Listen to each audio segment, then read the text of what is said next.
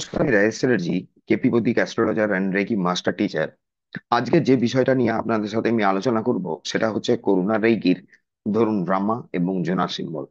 রামা এবং Jonas symbol actually আমাদের জীবনে কি কি হেল্প করতে পারে, বা এই সিম্বল দুটো কি কি উপকারে লাগতে পারে।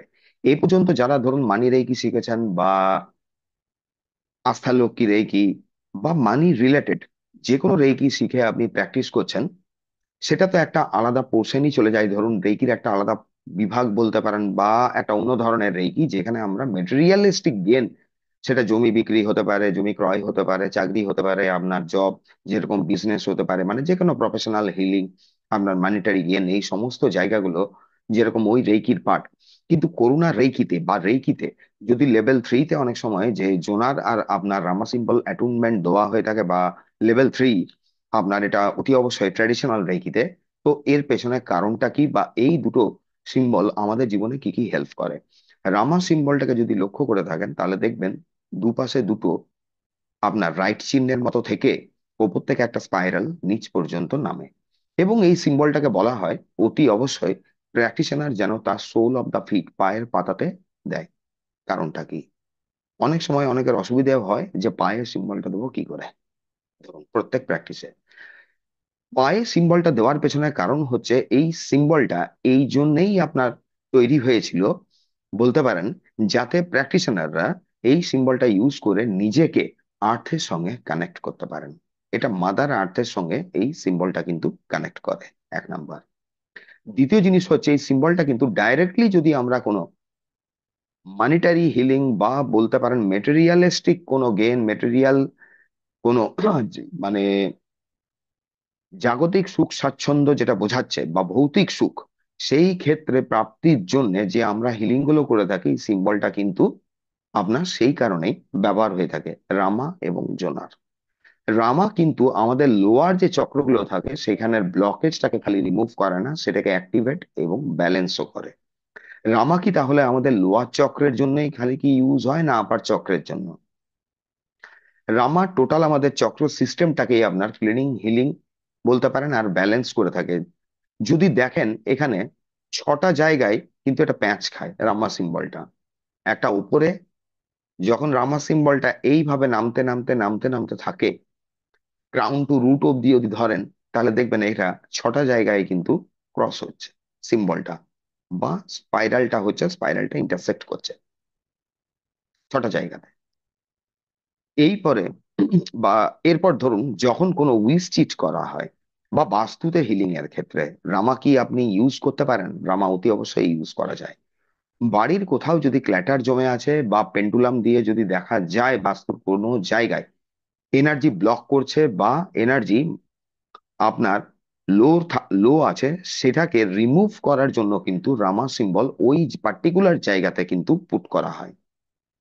বাড়ির একটা ধরুন নকশা আপনি তৈরি করে নিয়ে তার হায়ার সেলফ কাগজে মধ্যে একটা নকশা বাড়ির রেডি করে নিলেন, এবং তার বাড়িটার হায়ার সেলফকে কানেক্ট করে নেওয়ার পরে পেন্ডুলাম দিয়ে ইজিলি আপনি এখানে ডিটেক্ট করতে পারবেন যে এখানে পার্টিকুলার কোন কোন জায়গায় এনার্জি ব্লক আছে, এবং সেই জায়গাটায় রামা সিম্বল পুট করে কিন্তু এনার্জিটাকে মাদার আর্থে পাঠিয়ে দেওয়া যায়, মানে জায়গাটাকে পিউরিফিকেশনের কাজ করছে।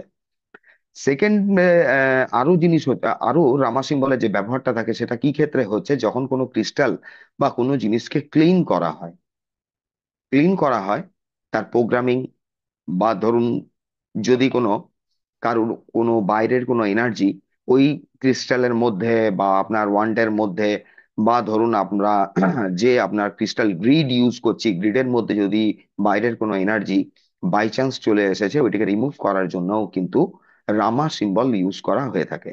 এই পর্যন্ত বহু আপনার প্র্যাকটিশনারের একটা এক্সপিরিয়েন্স আছে যে রামা সিম্বল নাকি যখন তারা অ্যাক্টিভেট করে বা নিজেকে হিলিং করছে, বা অন্যকে হিলিং করার সময়ে প্র্যাকটিশনার, মানে প্র্যাকটিশনার ধরুন যখন নিজের হিলিং করছে সে প্র্যাকটিশনার, এবং অন্য ব্যক্তির যখন সে হিলিং করছে একজন হিলার হিসেবে কাজ করছে, তখন কিন্তু আর্কেঞ্জেল মাইকেলের যে energy, same type of energy কিন্তু ফিল করতে পারা যায়। মানে এখান থেকে বুঝতে পারা যায় যে রামা সিম্বলটা কতটা পাওয়ারফুল। যদি যে কোনো আপনি উইশ চিট যখন আমরা রেডি করি উইশ ম্যানিফেস্টেশনের জন্য, তখন রামা সিম্বল বারবার পুট করে কিন্তু এখানে জোনার পুট করা হয়। এবং জোনার কিন্তু সবসময় রুট চক্রে পুট করা হয়, আর টোটাল পিঠে, যখনই ম্যাটেরিয়ালিস্টিক কোনো আপনি হিলিং করছেন। এরপরে বলবেন হয়তো যে মানি রেইকি করছেন বা আস্তালোকি রেইকি বা অন্য রেইকির ক্ষেত্রে রামা এবং জোনারকে ইনভলভ করবেন কিনা, 100% করা যায়। এবং ওখানে আপনি উপকারই পাবেন, অপকার তো পাবেন না। কারণ মানি রেইকিতে জাস্ট একটাই সিম্বল থাকে, যেটা ক্লিয়ারিং সিম্বল, এবং একটা পার্টিকুলার চক্রে বলা হয় যে এখানে আপনি করুন। কিন্তু মানির জন্য যে সবসময় আপনার রুট চক্রটাই দায়ী হয়ে থাকবে তা তো হয় না, অন্য চক্রও তো দায়ী হতে পারে।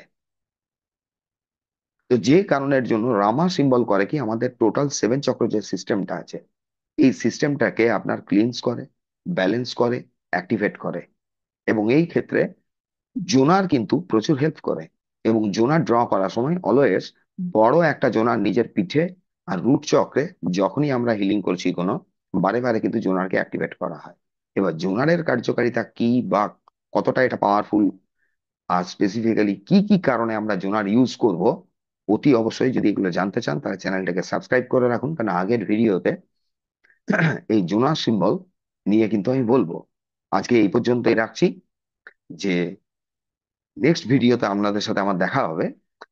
যে কোনো ম্যাটেরিয়ালিস্টিক গেন বা আপনি ভৌতিক সুখ স্বাচ্ছন্দ্যের ক্ষেত্রে যখন উইস্টিট বানাচ্ছেন, রামা এবং জোনার পুট করুন, এবং ব্যবহার করে আপনি নিজেই নিজের চেঞ্জটা বুঝতে পারবেন। তাতে আপনি মানি রেকি জানেন কি না জানেন সেটা ফ্যাক্টর রাখে না। হ্যাঁ, যদি কোনো না রেকি জানছেন, বা ধরুন আপনার ট্র্যাডিশনাল রেকিতে অনেক সময় লেভেল 3-তে আপনার এটা জোনার রামা দিয়ে দেওয়া হয়, কেন লেভেল 3-তে এখানে আপনার ম্যাক্সিমাম যে কোনো সিম্বল পাস করা হয়ে থাকে।